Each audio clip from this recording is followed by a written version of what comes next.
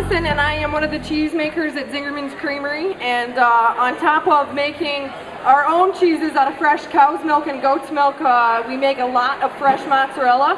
This time of the year during tomato season, we're making about 800 pounds a week. Because we're, in addition to the Eastern market, we're at 7 other farmers markets in southeastern Michigan.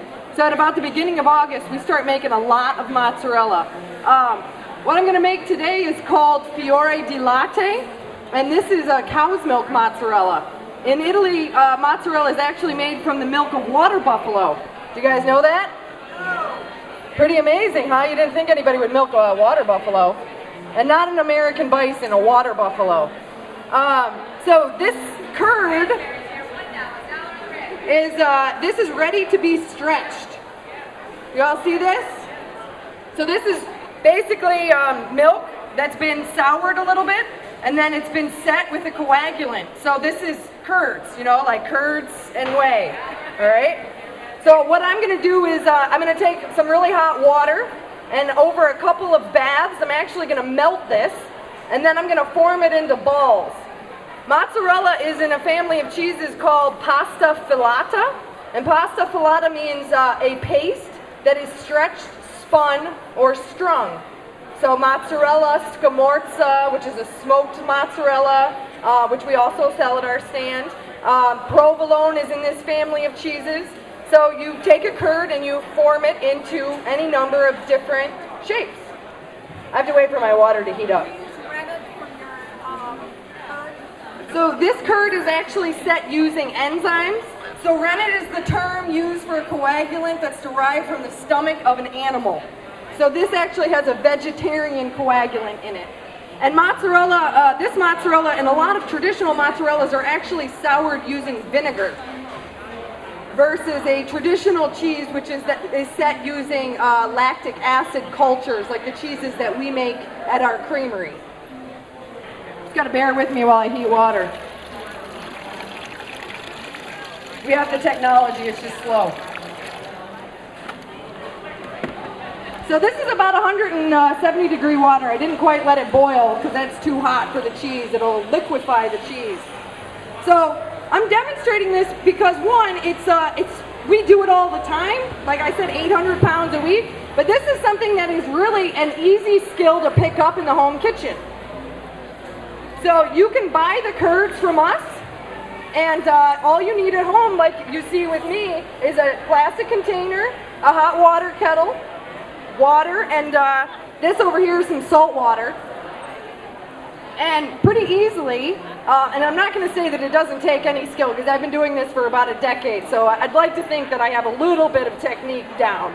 But with good practice, people can definitely do this at home, and I've hosted parties at my house, and it's really, you don't have to tell people how easy it is, but you can do it in front of your guests, and they'll be like totally blown away that you made cheese in front of them. All right, here's bath number 2. I'm just going to stir the curds a little bit so that they aren't stuck together before they've melted.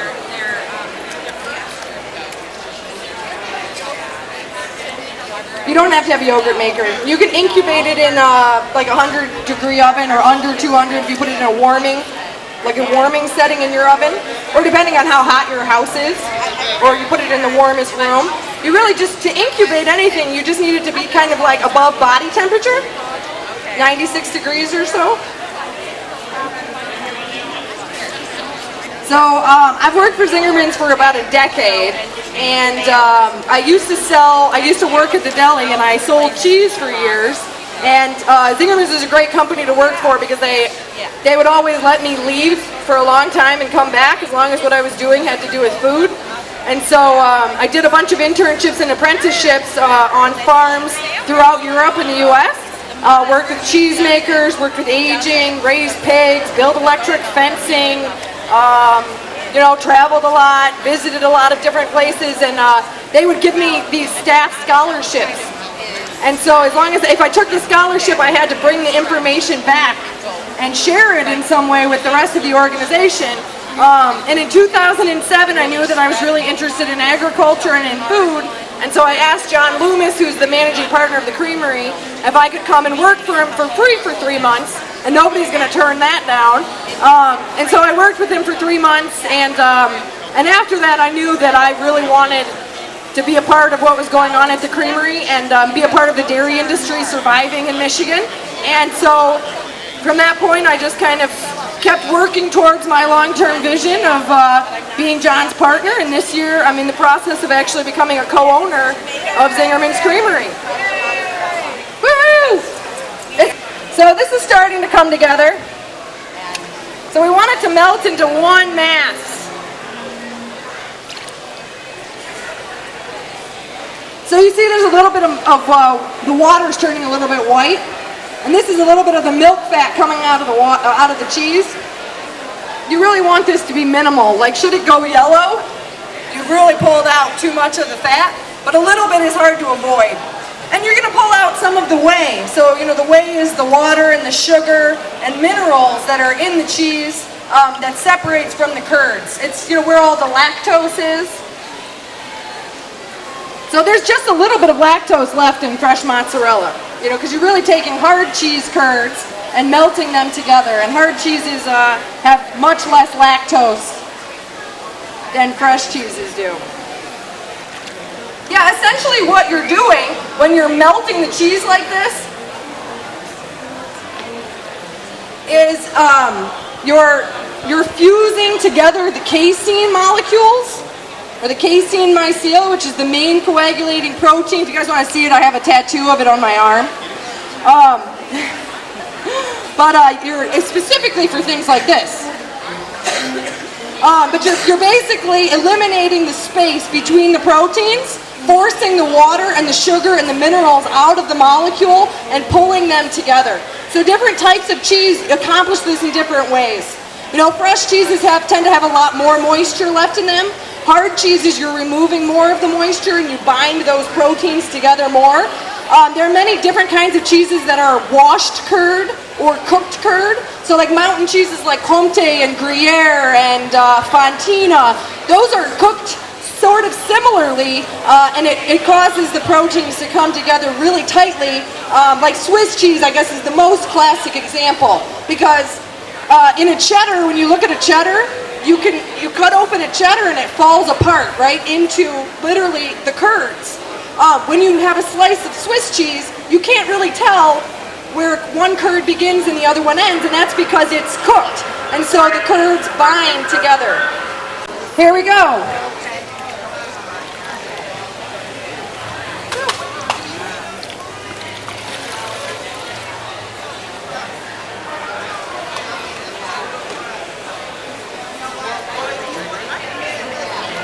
So I can make a couple of different shapes for you.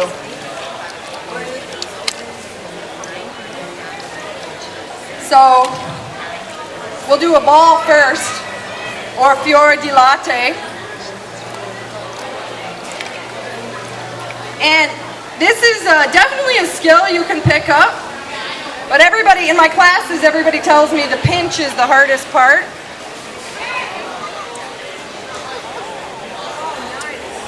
And so what I have over here is just heavily salted water or a brine, cold. It's about 1 quart of salt to 2 gallons of water, so that's pretty thick. So what that does is, this is the best way to brine cheese, because, you know, through osmosis, the cheese pulls the salt, pulls the water in with the salt, and then you want to have extra salt for the water to absorb, so there's always enough salt for the cheese. Now, if you wanted to make this at home and use, you know, your special pink sea salt from Hawaii or whatever to get that nice presentation, you could, since the balls are hot, you have to put them into cold water so that their form will be held, right? But you could, you know, put it into cold water and then salt it to your own preferences if you like a little less salt.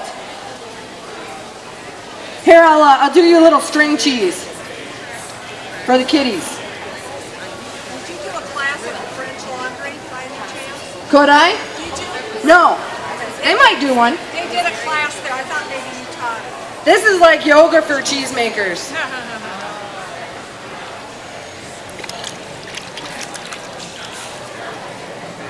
You can actually stretch it quite a bit.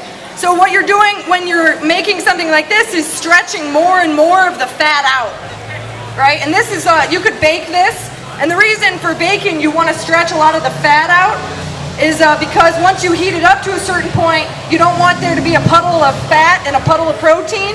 You want there just to be a nice melted amount of cheese. And so you take the fat and the water out. So like I said, you could wrap and bake something like this with rosemary and bake it in the oven, or we use a Greek myrtle, which is a member of the bay family, so it's an aromatic herb. It tastes kind of lemony. But it depends. I kind of mess around depending on what I have coming out of my garden at any particular time. So then this you could just make into a little braid. You can imagine how pretty that would look with some herbs.